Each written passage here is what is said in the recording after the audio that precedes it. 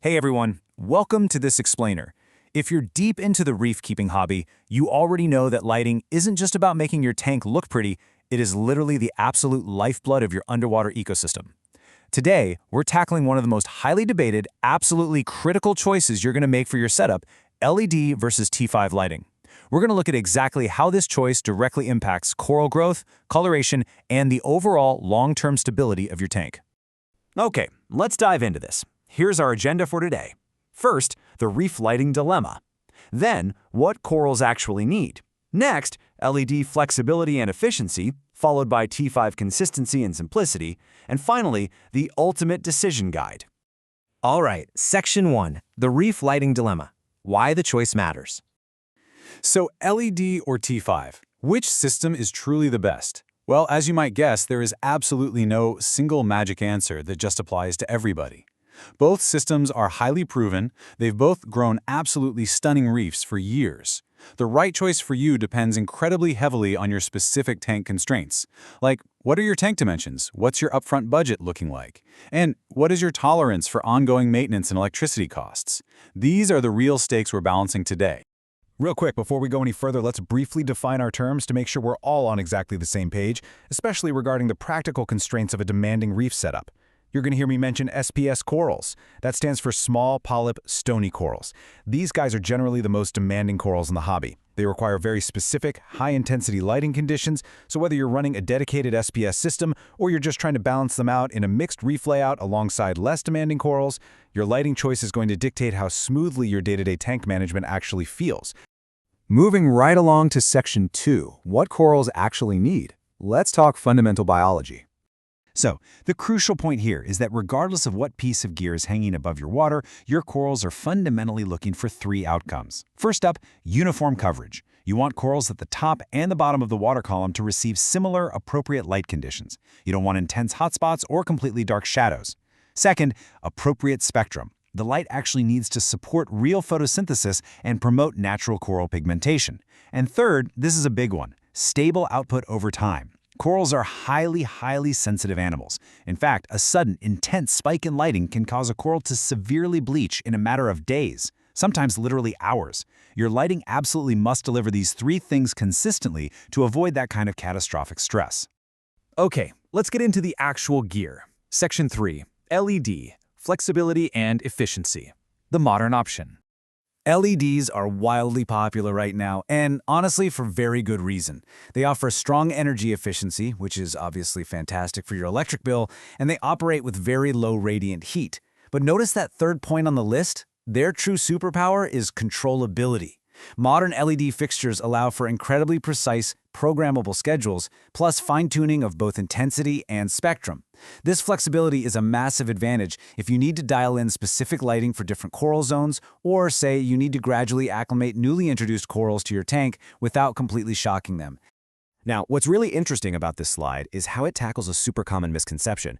People always say, oh, LEDs last forever. Well, LEDs don't abruptly burn out and pop the way older style bulbs do, but they absolutely do degrade over time. Their output diminishes.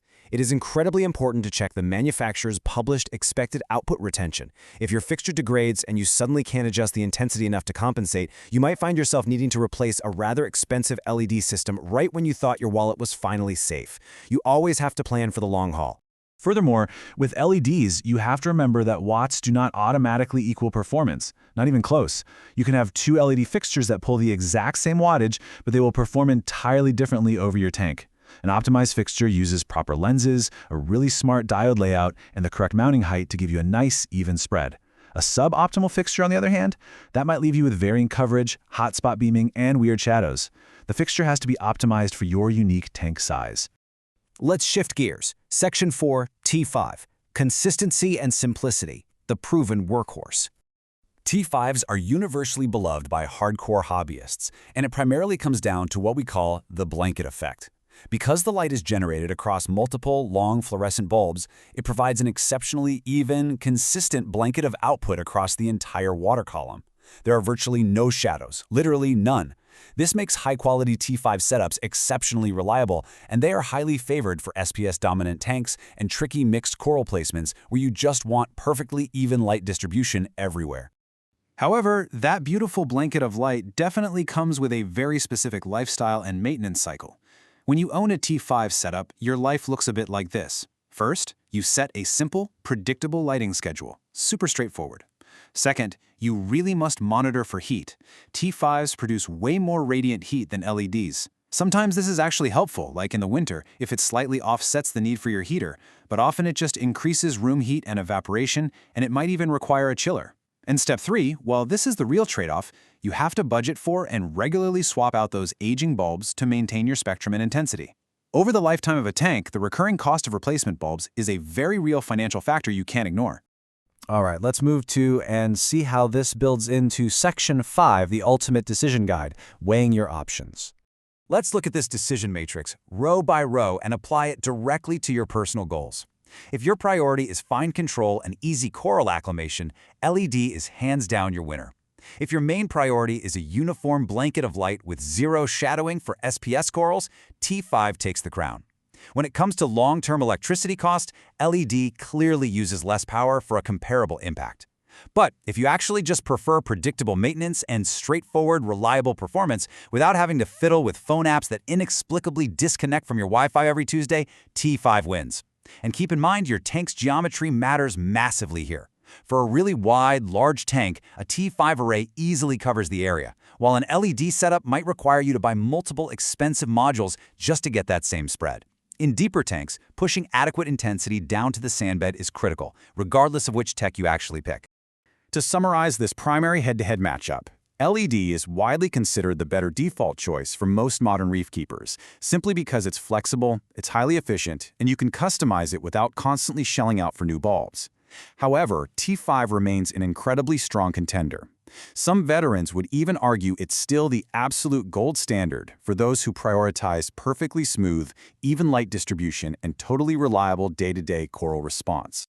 Now, regardless of which technology you end up choosing, I have one highly actionable, absolute must-do piece of advice for you. Once you mount your light, use a par meter. Seriously, do not guess. A part meter is literally the only way to scientifically confirm that your corals are actually receiving the appropriate intensity and that your light spread is perfectly even, exactly where it matters in your specific rockwork.